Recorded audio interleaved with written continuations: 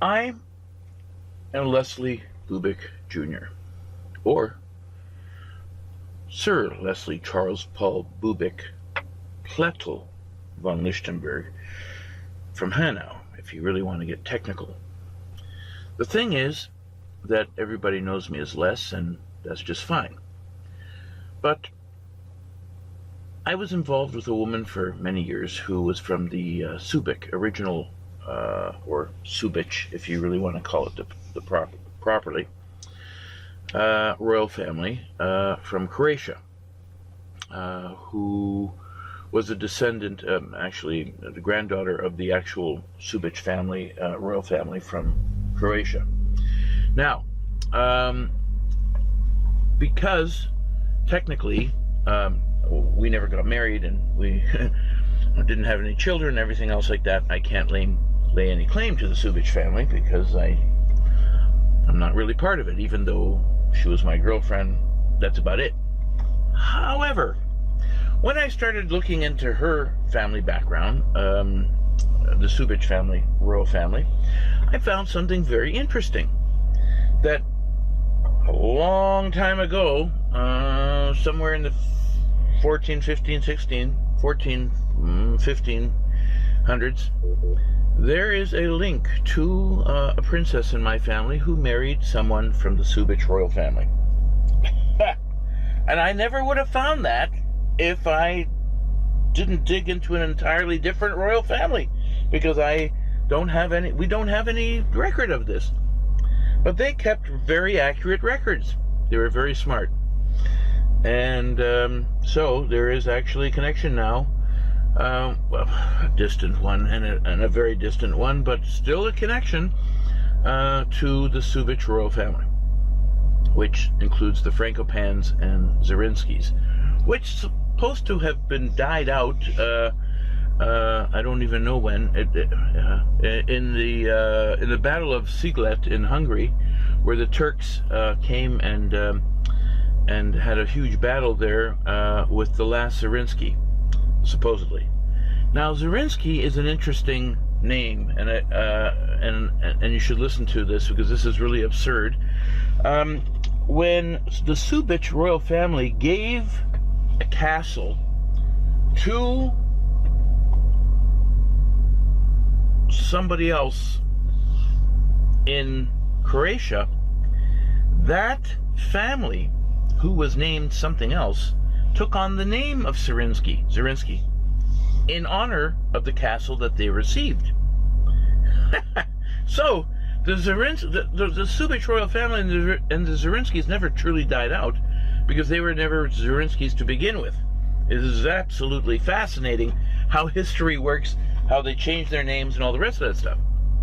Like in the case of mine, when they moved to Hungary from Germany and from Bohemia, in one of their in their last name there was an A with 2 dots above it, but that does not exist in the Hungarian vocabulary, so they changed the A to an E, which means something completely different. And of course, our family continued as Pletl, as part of the Pletl royal family, which died out, I think, even before that. But my grandmother from my father's side was the last princess of the Pletl royal family, who gave up her right as royalty by marrying my grandfather, because she was in love with him and didn't care about her royal heritage. Fascinating, isn't it?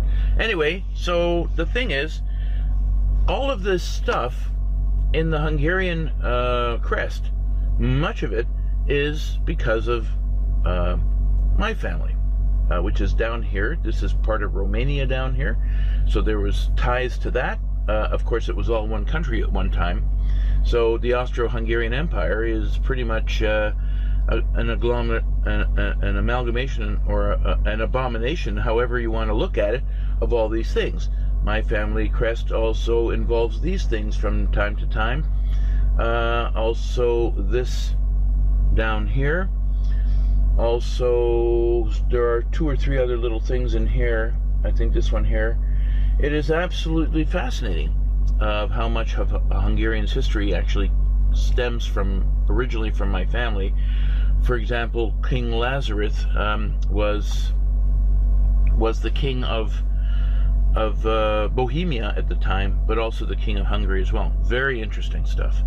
Anyway, you can dive into this all you want, and you can go completely crazy trying to figure it out, who's related to who. It is so mixed up.